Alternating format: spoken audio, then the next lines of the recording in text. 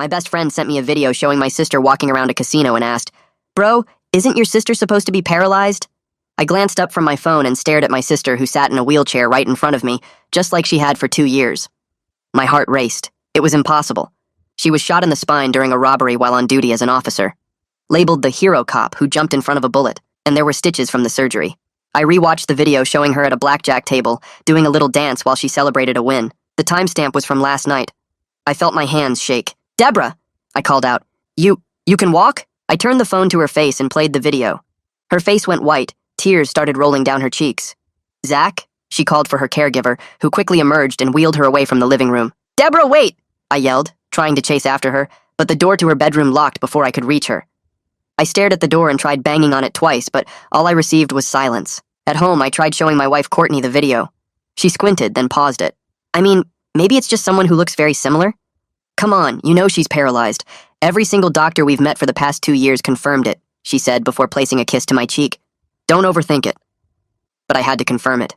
So that night after my wife Courtney went to bed, I snuck back to Deborah's house and installed a tiny camera in her living room vent while she slept. I watched the feed from my car and felt my blood turn cold. There she was, my sister Deborah, walking to the kitchen all on her own. Like a bullet never got lodged into her spine. The video continued. I watched the caretaker Zach spreading documents across the table, making notes. And during their break, I watched them break out into a fist fight, dodging and countering like they were part of John Wick. I felt even more stumped. And this time, I needed the truth. I went inside my sister's apartment the next day after I saw Zach step out to grab groceries. I found her in the kitchen and crossed my arms, blocking her way out. "Deborah, how long have you been able to walk?" I asked in an icy voice. Deborah shook her head, trying to wheel her way past me. "Why did you lie to me? We're family. I stuck by you through thick and thin, Deborah. I was here when your ex-husband left. I was here when your child got run over by a bus. I was here when you needed the motivation to do anything." Deborah trembled at my words before breaking out into tears. "I was trying to protect you." She took a deep breath and physically stepped out of the wheelchair. "I had to keep pretending because if I didn't, I knew they'd go after you next." I paused. "Go after me next? What are you even talking about?" I asked. "The bullet that hit me wasn't from the robbery suspect. The angle was all wrong. It came from behind me, just as I stepped in front of you. What I'm trying to say is, someone tried to hurt you that day, not me. You just got lucky, really lucky." I felt my heart race. "Someone was after me? Why?" "There's something else," she said, pulling out a folder full of medical reports, the same ones I saw her discussing with Zach from the camera I hid in the vents. "The killer is still after you." She pointed to one of the documents confirming that there was poison in my blood tests from my last 3 physicals. I pressed my lips together, digging my fingernails into my palm. "You know who it is, don't you?" She frowned and nodded slowly. "That's why Zach is here. He's the detective in charge of investigating you." "Who is it?" I asked quietly. She shook her head. "Just leave it to me and Zach." "No," I interrupted. "Just tell me who." "Your wife. It's your wife, Courtney," she said abruptly before laying out the facts. My wife had taken out a $1 million life insurance policy on me without saying anything. And her partner, the guy who actually shot my sister, was my business partner, TJ. "Why not just arrest them with this?" I asked. Deborah shook her head. "Can't prosecute unless there's a crime being committed. Unfortunately, the bullet I took for you isn't enough. Help us catch her in the act." We set up a sting operation.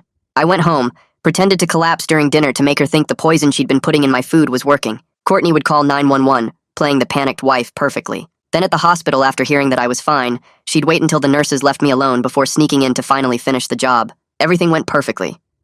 There I was, pretending to be unconscious at the hospital after collapsing. I kept my eyes closed and my breathing steady as Courtney walked over to my bed. She picked up the pillow from the chair and held it over my face. "Should have died 2 years ago," she whispered. "Freeze!" 2 officers flooded into the room. Courtney dropped the pillow and spun around to find herself surrounded. And for a second, I thought we'd won. But then one of the officers turned his gun towards me and grinned. It was TJ, my business partner. "I missed once. What are the odds I miss again?" The 2 real officers stood frozen, their guns drawn but aimed at nothing specific, while TJ kept his weapon trained on my chest. I couldn't breathe, couldn't move, just watched as his finger rested on the trigger like he was deciding whether to finish what he started 2 years ago.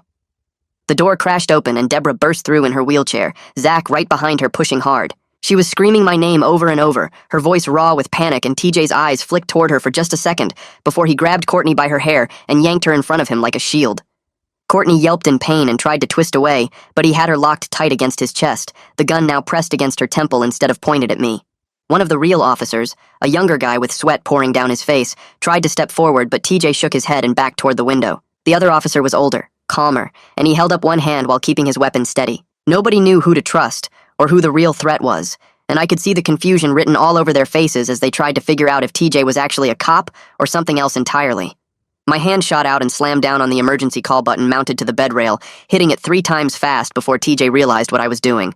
Alarms started blaring throughout the entire floor, a sharp electronic shriek that made everyone flinch except TJ. He swung his gun toward the ceiling and fired once, the shot so loud in the small room that my ears started ringing immediately. Ceiling tiles exploded and rained down in chunks of white dust and debris, while nurses came running from every direction down the hallway. In the chaos of bodies and shouting and the alarm still screaming, TJ shoved Courtney hard toward the 2 officers, and she stumbled forward into the younger one's arms. He went down under her weight, and his gun clattered across the floor while TJ spun and crashed through the doorway into the packed hallway. People were screaming and diving out of the way as he bulldozed through them, knocking over a medication cart that went sliding into the wall with a metallic crash. I tried to sit up, but my legs were tangled in the sheets, and by the time I got free, he was already gone around a corner. Zach took off after TJ without saying a word, just launched himself out of the room at a full sprint, while the older officer tackled Courtney to the ground right there in the doorway. She hit the floor hard and started screaming that TJ forced her into everything, that she never wanted to hurt me, that he threatened her family and made her do it all.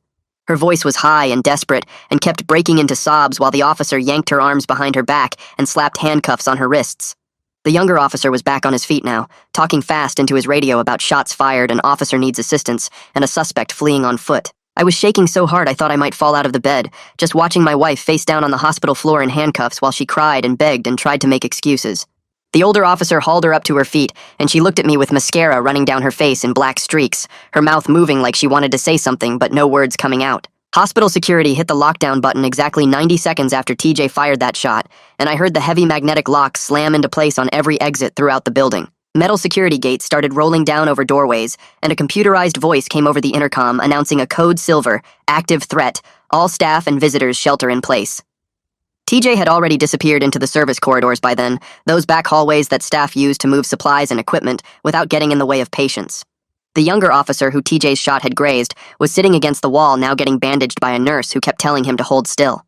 Blood was seeping through his uniform sleeve, but he looked more angry than hurt, his jaw clenched tight while he radioed descriptions to responding units. Male, 6'2", 200 pounds, brown hair, wearing a patrol uniform with badge number 473. Armed and dangerous, shots fired, officer down. The nurse wrapped gauze around his arm in quick, efficient movements, and he never stopped talking into his radio the whole time. Deborah wheeled over to my bedside fast enough that the chair's wheels squeaked on the linoleum floor and grabbed my hand in both of hers. Tears were streaming down her face, and she kept saying she was sorry, that she never thought TJ would be dirty enough to steal a badge and infiltrate the sting operation. Her hands were shaking as bad as mine, and I could feel her pulse racing through her palms where they pressed against my wrist. I wanted to tell her it wasn't her fault, but my throat was too tight to get words out, so I just squeezed her hand back and tried to breathe. Zach came back about 10 minutes later looking furious and empty-handed, his face red from running and his shirt soaked with sweat. He explained between gasping breaths that TJ knew the hospital layout way too well, that he'd escaped through a loading dock that connected to the parking garage before perimeter units could get into position. The exits were locked down now, but TJ had already made it outside the secure zone, probably had a car waiting somewhere close. Zach punched the wall hard enough to leave a dent in the drywall and swore under his breath while Deborah just kept crying and holding my hand. They tried to question Courtney right there in the hallway, but she invoked her right to an attorney the second they asked her anything beyond her name. The words came out mechanical like she'd practiced them, and the older officer just nodded and stopped asking questions immediately.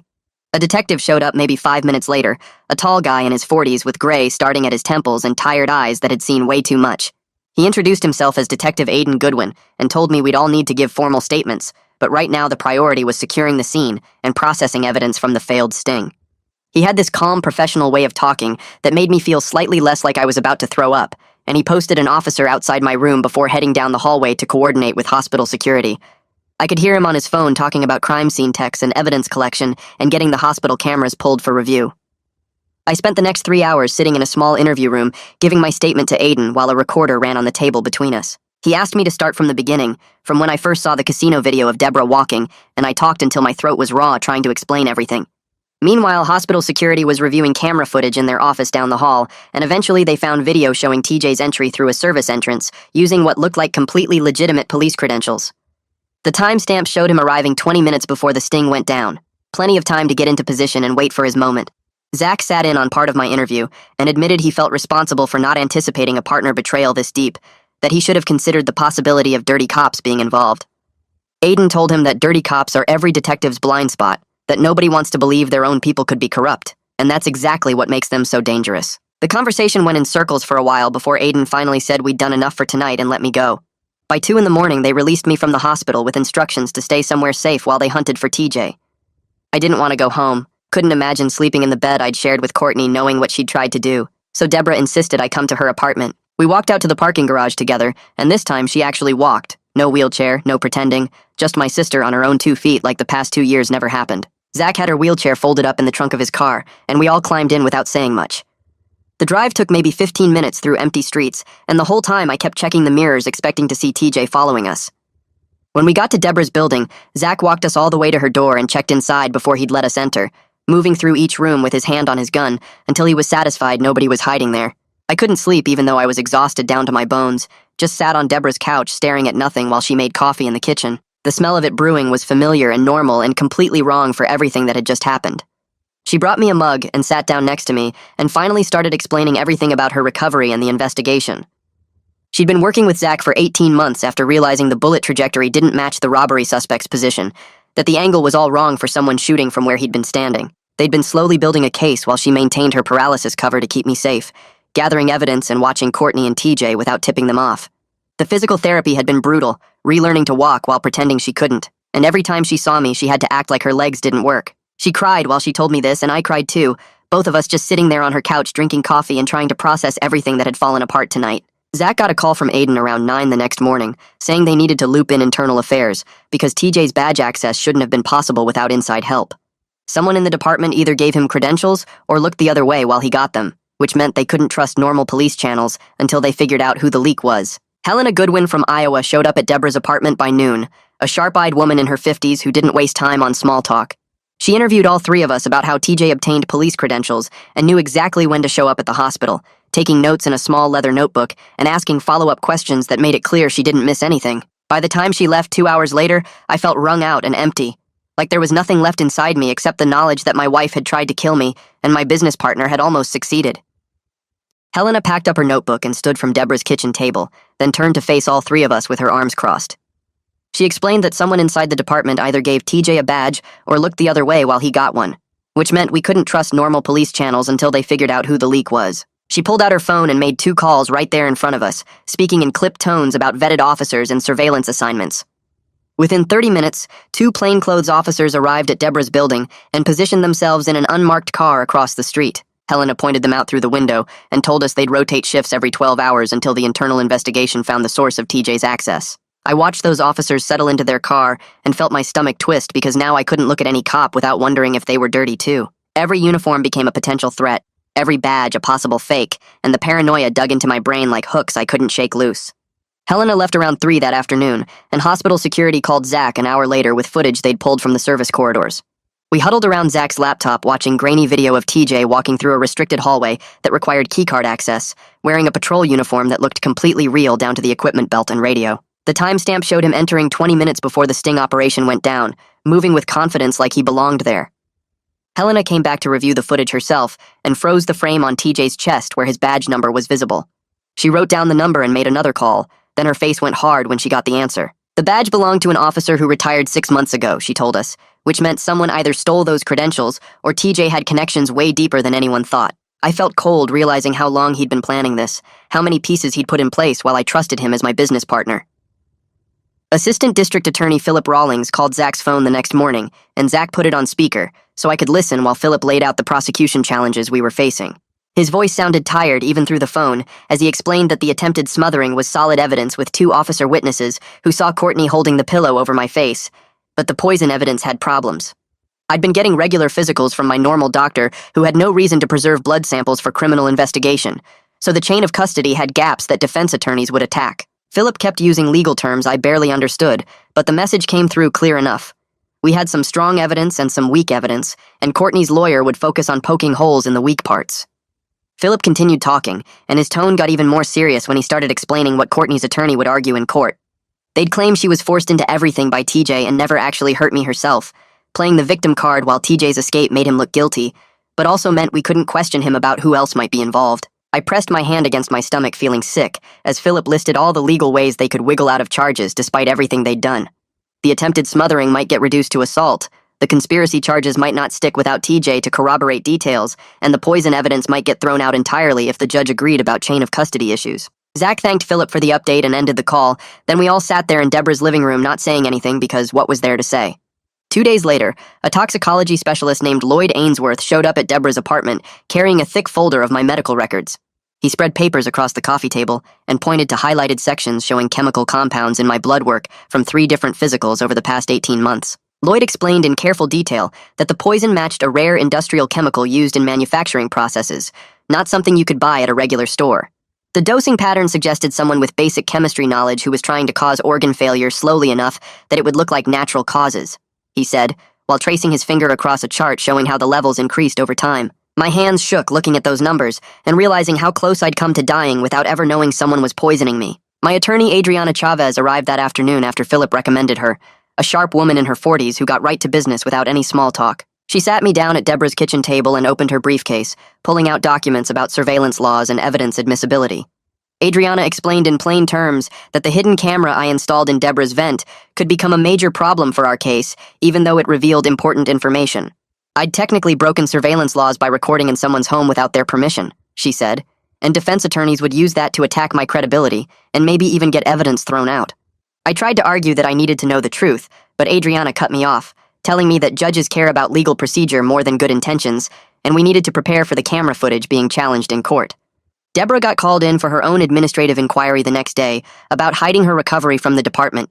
She came home 6 hours later looking completely drained and angrier than I'd seen her in years. She dropped into her wheelchair even though we were alone and told me her lieutenant suspended her while they investigated why she faked a disability for 2 years.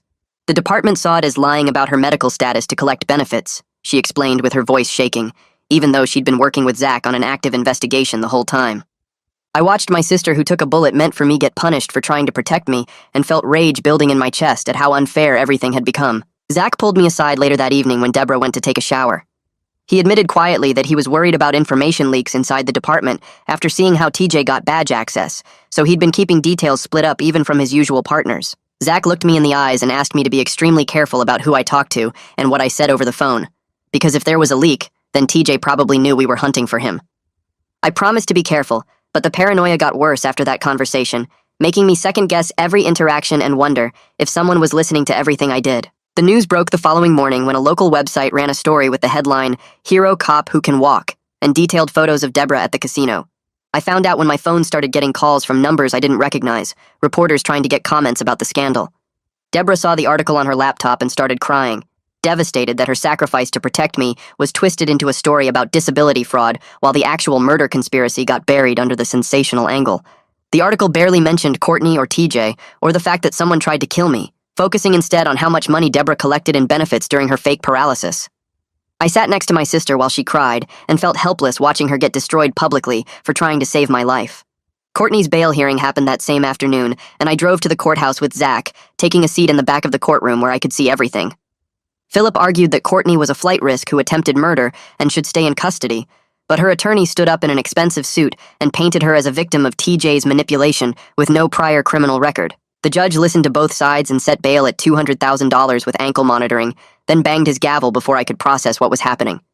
I watched in complete disbelief as Courtney's parents posted bond 2 hours later, and she walked out of the courthouse that evening wearing the ankle monitor but otherwise free. She looked right at me as she left with her parents, and I saw something cold in her eyes that made me understand she didn't regret any of it. She was just sorry she got caught. That night I couldn't go back to the house knowing Courtney might show up there despite the ankle monitor. Deborah drove me to an extended stay hotel on the edge of town and helped me pack essentials from my car. She grabbed my laptop bag while I carried a duffel with clothes and toiletries. Zach made calls to arrange patrol checks on the hotel location every few hours. The front desk clerk barely looked up as I checked in for an indefinite stay. My room was on the 3rd floor with a view of the parking lot and a kitchenette I knew I wouldn't use. I dropped my bags on the bed and opened my laptop to check work emails. The inbox was flooded with messages from clients. Most of them asked vague questions about rumors they'd heard. A few were more direct about whether they should find a new vendor. I watched my professional reputation collapse in real time as I scrolled through 43 unread messages. One client had already sent a cancellation notice for a contract worth $30,000 annually. Another asked if the business was even still operational given the circumstances. I closed the laptop without responding to any of them because I didn't know what to say that wouldn't make things worse. The forensic accountant called on day 5 while I was drinking hotel coffee that tasted like cardboard. She introduced herself as the investigator assigned to examine my business records. Her voice was professional and detached as she explained what she'd found. Funds had been siphoned from company accounts over the past 8 months. The total came to nearly $80,000 transferred to an offshore account. She traced the account to a shell company that appeared connected to TJ through matching registration addresses. My hands started shaking as she walked me through the evidence. TJ had been stealing from our business for months while planning to kill me for insurance money. The accountant asked if I had any knowledge of these transfers, and I told her no. She said she'd send her full report to the prosecutor and investigators within 48 hours. I sat on the hotel bed after the call ended and stared at the wall for 20 minutes trying to process that my business partner had been robbing me blind while poisoning me. That afternoon, my phone buzzed with a message from an unknown number. The text was encrypted and told me to keep my mouth shut or else. I screenshot it immediately and called Zach. He arrived at the hotel within 30 minutes and examined my phone. He said he'd need to trace the number through the carrier and see if they could identify the device.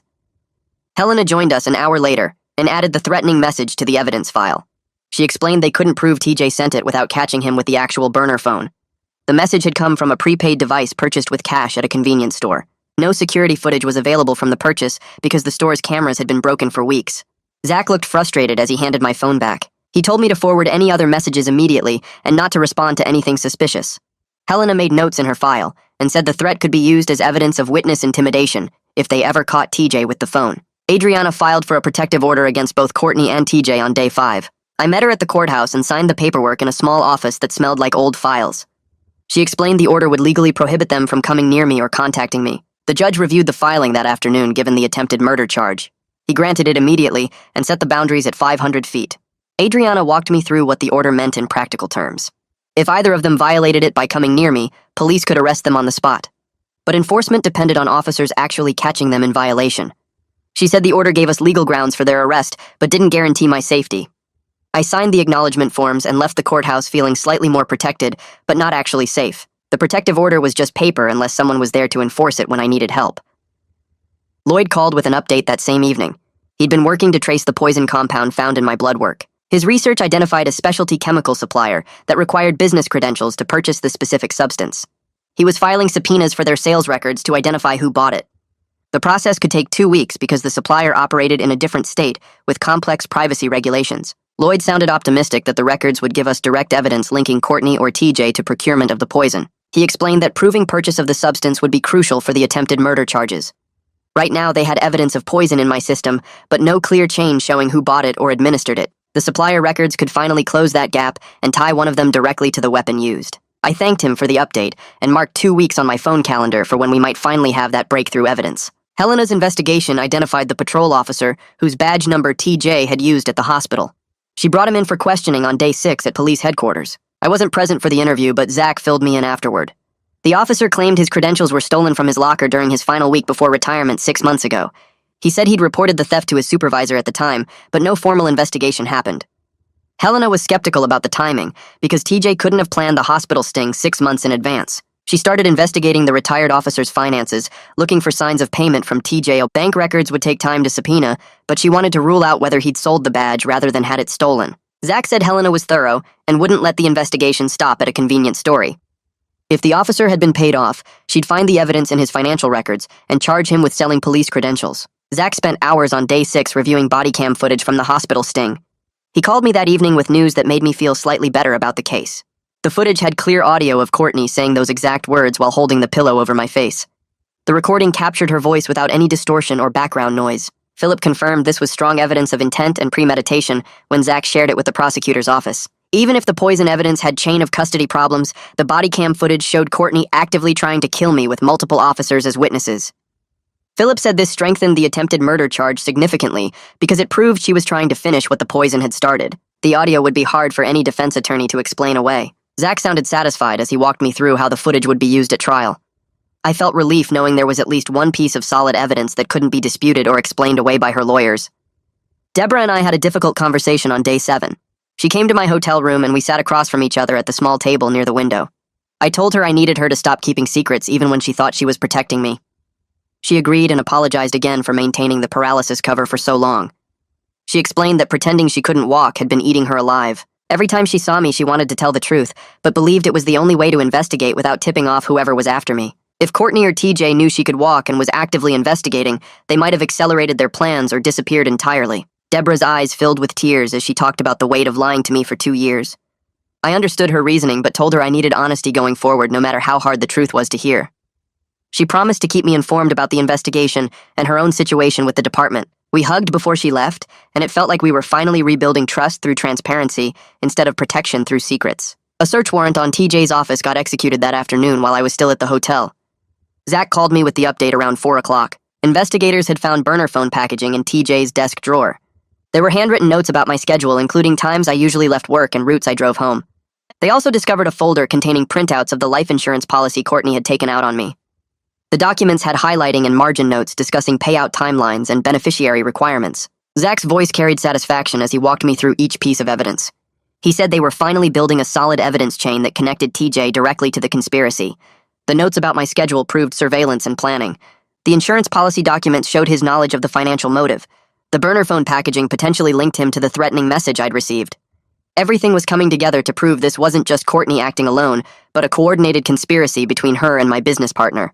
On day 8, the chemical supplier's records finally arrived at Lloyd's office. He called me that morning to confirm what we'd been hoping to find. A purchase matching the poison compound had been made 6 months ago using a credit card in Courtney's name. The records showed the exact chemical formula, quantity purchased, and shipping address that matched our home. Lloyd had already forwarded everything to Philip and the investigative team. Philip called me an hour later to explain this was the breakthrough we'd been waiting for. The purchase records directly tied Courtney to procurement of the weapon used in the attempted murder. Her defense attorneys couldn't claim she was coerced by TJ when she was the one who bought the poison months before the hospital incident. The evidence showed premeditation and planning on her part, independent of whatever TJ had done. Philip sounded confident as he explained how this evidence would be used at trial. Between the body cam footage, the purchase records, and the insurance policy, they had a strong case proving Courtney had planned and attempted to murder me for financial gain. That afternoon, my phone started ringing, and I stared at the screen showing Courtney's name. Adriana sat across from me at the hotel room desk reviewing paperwork, and she looked up when she heard the ringtone. She grabbed my phone and opened the recording app before handing it back. I hit answer and put it on speaker. Courtney's voice came through shaky and crying. She said TJ forced her into everything by threatening to hurt her parents and her sister. She begged me to tell Philip she was scared and didn't want to hurt me. She kept saying she had no choice and TJ would have killed her family if she didn't help him. I stayed quiet while Adriana took notes and Courtney kept crying and asking me to please help her make a deal with the prosecutor. After 3 minutes, Adriana pointed at the phone and made a cutting motion across her throat. I told Courtney I needed to go and ended the call. Adriana saved the recording and sent it straight to Philip with a message explaining Courtney violated the protective order by calling me directly. Helena called Zach an hour later with news about her investigation. She identified a second officer who sent TJ a text message with my hospital room number 20 minutes before the sting operation happened. She brought him in for questioning that afternoon, and he admitted everything within an hour.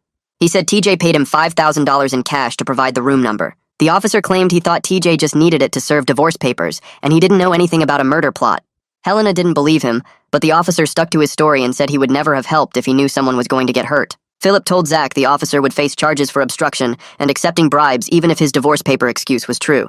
The next morning, Helena called me directly to explain what hospital administration found while reviewing visitor logs from my stays over the past year. They discovered multiple entries that had been altered or deleted from the system. Someone with access to the hospital computers had been covering tracks and helping TJ watch my movements. Helena said she was expanding her investigation to include everyone who worked in the hospital security office. I felt sick knowing they had been watching me for months while I thought I was safe getting my regular checkups. Every doctor visit and every time I stayed overnight for tests, someone had been feeding information to TJ about where I was and when I would be alone. Helena promised to find whoever helped him, but I couldn't shake the feeling that I had been completely exposed without knowing it. Day 9 arrived and Lloyd went to testify before the grand jury about the poison evidence. He spent 3 hours walking them through his analysis of the chemical compound and the procurement records showing Courtney's purchase. Philip called me that afternoon sounding excited. The grand jury returned indictments against both Courtney and TJ for attempted murder, conspiracy to commit murder, and fraud related to the life insurance policy. Philip explained that indictments meant the grand jury found enough evidence to move forward with criminal charges, and now we could proceed to trial. He said the attempted murder charge carried a possible sentence of 20 years, and the conspiracy charge added another 10 years on top of that. I asked what happened next, and Philip said he would reach out to Courtney's attorney with a plea offer. The next day, Philip called Courtney's attorney and offered a deal. Courtney would have to cooperate fully against TJ, including testimony about how the conspiracy started and where TJ was hiding now. In exchange, Philip would recommend a reduced sentence instead of taking her to trial on all charges. Her attorney said they needed time to think about it and discuss options with Courtney. Philip gave them 48 hours before the offer expired, and he proceeded to trial on everything. I spent that evening staring at my laptop trying to figure out how to save my business, but the numbers didn't work. Day 10 arrived, and I got an email from my bank saying my business accounts were partially frozen while the forensic investigation continued. I couldn't access enough money to make payroll for my 3 employees. I called each of them that morning and explained that the company was under criminal investigation because of TJ's theft. I had to lay them off temporarily until the accounts got unfrozen and the investigation finished. They all understood, but I could hear the worry in their voices about finding new jobs and paying their bills. I watched my professional life fall apart because TJ had stolen from the company and dragged my name into a murder scandal. Every client who heard the news would think I was involved somehow. That afternoon, I walked out to my car in the hotel parking lot to grab my charger from the front seat. A dark sedan came around the corner going way too fast and headed straight for me. I dove between 2 parked cars and hit the pavement hard while the sedan sped past where I had been standing 2 seconds earlier. My hands were scraped and bleeding and my shoulder hurt from the impact. Hotel security came running and helped me up while other guests called the police. The security cameras captured the whole thing, including a clear shot of the license plate. Aiden showed up 30 minutes later and ran the plate through the system. The car was registered to a rental company and had been paid for using a credit card from one of TJ's shell companies. Aiden assigned an officer to watch the hotel parking lot and told me to stay inside as much as possible. Deborah showed up that evening and knocked on my hotel room door. She came in and sat on the couch while I made coffee. We talked for hours about our childhood and how we ended up in this situation with her faking being in a wheelchair and me almost getting murdered by my own wife. She told me about her physical therapy over the past 2 years and how hard it was to pretend she couldn't walk every single time she saw me. She said there were moments when she almost told me the truth because lying to me felt worse than the bullet wound. She described doing exercises in her apartment late at night and having to stop whenever she heard footsteps in the hallway. She talked about the first time she stood up after 6 months of recovery and how she cried because she thought she would never walk again. I told her I understood why she did it, even though it hurt to know she kept such a huge secret.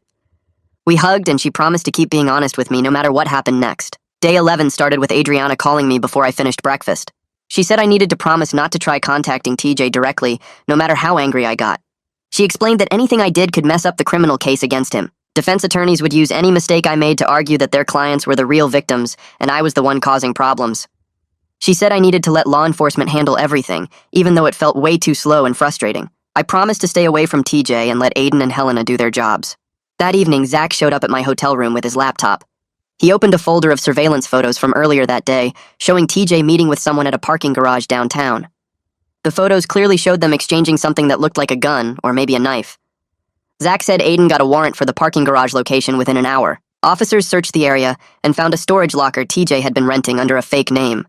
Inside the locker, they discovered a fake passport with TJ's photo, but a different name. They also found an airline confirmation for a flight to Mexico, scheduled for 3 days from now. Zach showed me copies of everything and said TJ was planning to run before his trial date. Aiden put out alerts to every airport and border crossing to watch for TJ using either his real name or the fake passport identity. Next morning, I got a call from my own number and my hands started shaking before I even answered it. TJ's voice came through the speaker screaming about how I destroyed everything we built together and ruined his entire life. I kept him talking, asking him why he did it and what he thought would happen, while Aiden stood next to me making hand signals to keep the conversation going. TJ yelled about Courtney promising him half the insurance money and how the business was failing anyway, so why shouldn't he get paid for fixing the problem? I watched Aiden's tech guy working on a laptop with headphones on, tracking the cell signal while I asked TJ more questions about when they started planning this. The tech guy held up 5 fingers, then pointed at his screen and Aiden nodded, writing something on a notepad that said waterfront area. TJ kept ranting about how I never appreciated his contributions to the company and always took credit for his ideas, which wasn't even true, but I didn't argue because the tech guy was still working. After about 8 minutes, the tech guy circled something on a map, showing a commercial zone near the waterfront with a bunch of warehouses and storage facilities. Aiden grabbed his radio and started calling for tactical units to respond to that location, while I kept TJ talking by asking about the poison and how he got Courtney to go along with everything. Tactical officers arrived at the waterfront location within 20 minutes, and I watched from the police station as Aiden coordinated the response over multiple radio channels. They set up a perimeter around 3 warehouses and 2 garage buildings, checking each structure systematically, while I sat in a conference room feeling useless. One of the tactical guys radioed that they found TJ's rental car parked behind a garage, and Aiden ordered everyone to hold position and wait for more backup. I heard radio chatter about movement inside the garage, and then someone yelling that there was a hostage situation. My stomach twisted when Aiden explained that TJ had grabbed a maintenance worker who was servicing equipment in one of the garage bays. The tactical commander requested a hostage negotiator, and Aiden made the call while I sat there thinking about how someone else might get hurt because of me. The negotiator arrived 30 minutes later, and I listened to radio updates about her trying to establish contact with TJ through a phone they slid under the garage door. TJ refused to pick up the phone for the first hour, and I felt sick watching the clock tick forward while that maintenance worker stayed trapped inside with a guy who'd already shot a cop and tried to kill me twice. The standoff dragged on for 3 full hours, and I spent most of that time pacing around the conference room while Zach brought me coffee I couldn't drink. The negotiator finally got TJ talking around the 2-hour mark, and I listened to her calm voice over the radio, asking about his needs and trying to build rapport. TJ demanded a car and safe passage to the border, which the negotiator said she'd work on while really just buying time for tactical to get better positions. Around hour 3, TJ started talking about how tired he was and how he never meant for things to get this bad, which the negotiator said was a good sign he was coming down from his rage. She convinced him that releasing the hostage would show good faith and help his case with prosecutors, and after another 20 minutes of back and forth, TJ finally let the maintenance worker go. The guy came stumbling out of the garage looking scared but unhurt, and tactical officers grabbed him and pulled him to safety. 10 minutes later, TJ walked out with his hands up and tactical swarmed him, putting him face down on the concrete and cuffing him while I watched through Aiden's phone screen. Zach texted me a photo of TJ in handcuffs being loaded into a police transport van, and I felt my legs go weak with relief. I sat down hard in the conference room chair and put my head in my hands, trying to process that they'd actually caught him and nobody else got seriously hurt. TJ's attorney showed up at the police station within an hour, trying to negotiate before they'd even finished booking him. I watched through a window as the attorney sat with Philip in an interview room, offering to name whoever leaked information from internal affairs in exchange for reduced charges. The attorney also claimed TJ had information about other corrupt officers and could help clean up the department if they'd work with him. Philip listened to everything with his arms crossed and then explained that TJ was facing decades in prison for attempted murder of a police officer on top of attempted murder of me, plus kidnapping for the hostage situation. He said any deal would require complete cooperation, including testimony against Courtney and full disclosure of everyone involved in the conspiracy.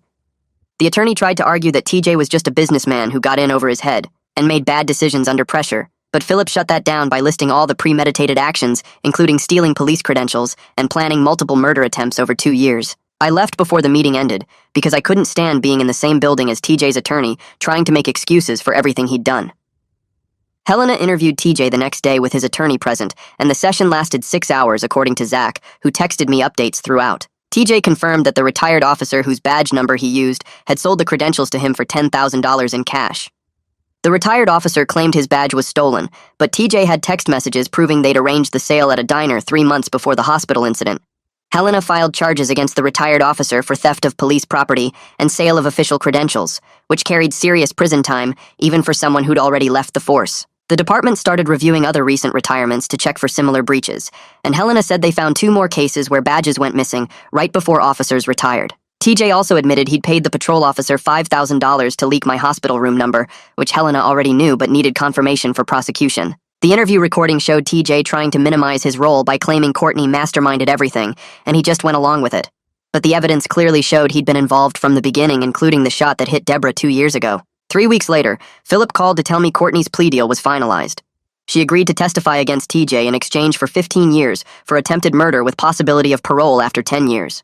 Philip explained this was actually a reasonable outcome, given how strong the evidence was against her, and her cooperation would make sure TJ couldn't claim he acted alone or that she was the real victim. I asked if 15 years was enough for someone who spent 2 years poisoning me, and Philip said the alternative was going to trial where she might get acquitted on some charges if her attorney convinced a jury she was coerced. He said this way we guaranteed she'd serve serious time and couldn't change her story later to help TJ. Adriana agreed with Philip's assessment when I called her afterward, though she understood why it felt wrong that Courtney might get out in 10 years while I'd spend the rest of my life dealing with what she did to me. TJ got held without bail after his attorney's negotiation attempt failed, and the judge reviewed his case. The judge looked at TJ's 2 escape attempts, the hostage situation, and the assault on multiple officers during the hospital incident, and decided he was too dangerous to release. TJ's trial date got set for 6 months out, and Philip felt confident about getting convictions on all counts. He had overwhelming physical evidence, including the hospital body cam footage, Courtney's testimony, the poison procurement records, the stolen badge, and TJ's own admissions during Helena's interview. Philip said the only real question was whether TJ would take a plea deal once he realized how bad his situation was, or if he'd force us all to go through a trial where Courtney would have to testify about everything they'd planned together.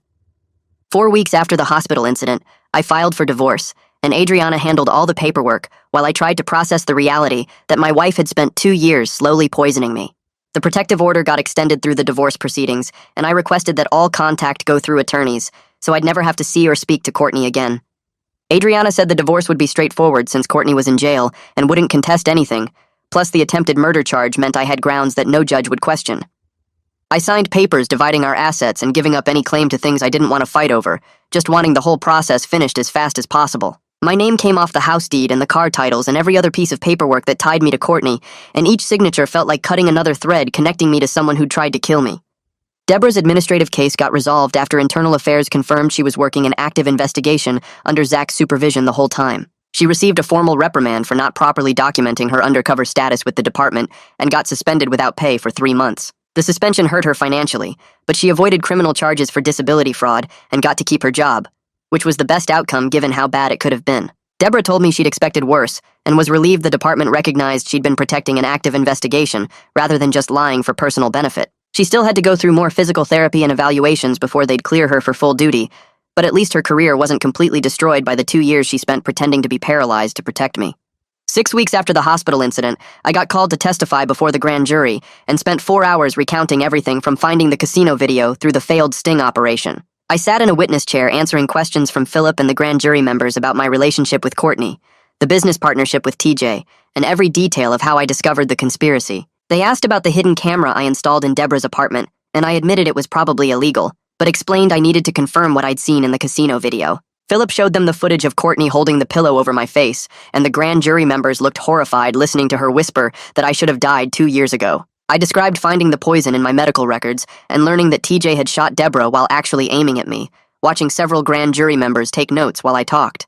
After I finished testifying, Philip walked me out and said my testimony was strong and credible, and the grand jury seemed appropriately horrified by how long the conspiracy had been going on and how close Courtney and TJ had come to succeeding. 2 months later, the forensic accountant's final report landed on my desk, showing TJ had stolen over $100,000 through fake vendor invoices and diverted payments. I stared at the numbers feeling sick because I'd trusted him completely and never checked the books myself. My 3 employees quit within a week after the news broke, and client after client sent termination emails saying they couldn't work with a company tied to an attempted murder case. I spent a weekend going through all the paperwork and realized I couldn't afford to keep the business running alone, even if clients stayed.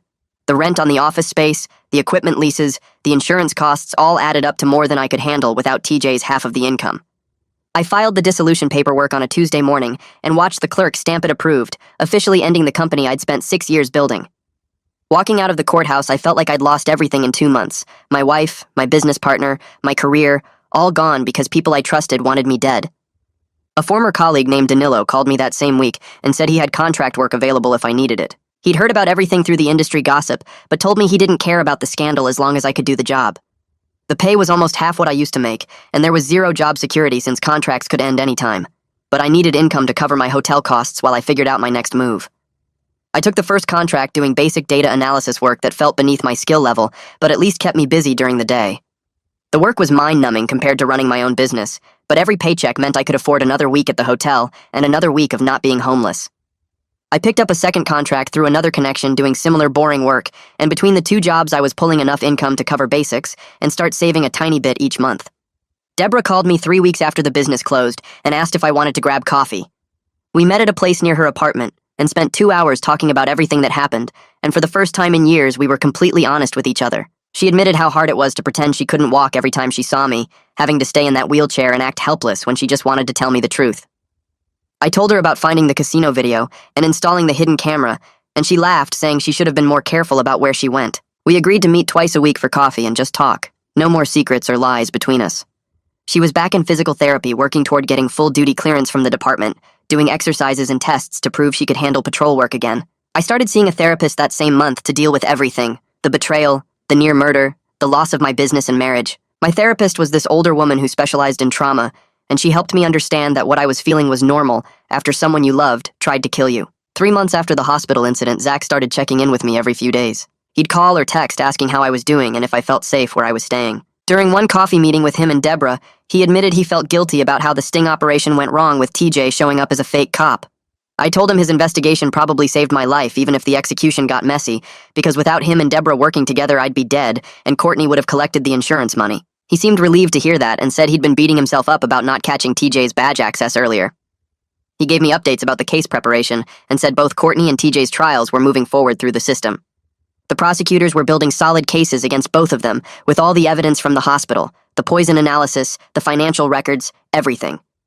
Philip called me 4 months after everything started and said TJ's trial got scheduled for month 6. He explained I'd probably need to testify about the business relationship and everything that led up to the hospital confrontation. Adriana started coaching me on how to handle cross-examination, teaching me to stay calm and not let defense attorneys provoke me into angry responses. She said defense lawyers would try to make me look unreliable or like I had ulterior motives, and I needed to stick to simple factual answers without getting emotional.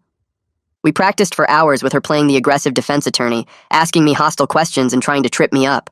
She taught me to pause before answering, to say I don't know or I don't remember if I wasn't sure, and to never guess or speculate about anything. The preparation was exhausting, but I knew I had to be ready because my testimony could help put TJ away for decades. I found a small apartment in a different neighborhood that same month, 4 months after the hospital incident. The place was modest with just 1 bedroom and a tiny kitchen, nothing like the house I'd shared with Courtney with its big backyard and finished basement. But it was mine and it was safe, and nobody in this neighborhood knew about the scandal or recognized my name from news articles. Moving in felt like the first real step toward rebuilding my life as my own person. I bought cheap furniture from a discount store and spent a weekend setting everything up, hanging curtains and organizing my clothes in the closet. Standing in my empty living room that first night, I felt this weird mix of sadness about everything I'd lost and relief that I finally had my own space again. The apartment was quiet and peaceful, and I could lock the door knowing Courtney wasn't going to walk in and try to poison my food. Deborah got cleared for desk duty 5 months in after passing all her physical evaluations. She was working toward full clearance but had to start with administrative work while the department finished their review process. We kept up our weekly coffee meetings and started talking about our parents and childhood memories, rebuilding the relationship that got strained by years of secrets. She told me stories about protecting me when we were kids, how she always felt responsible for keeping me safe even back then.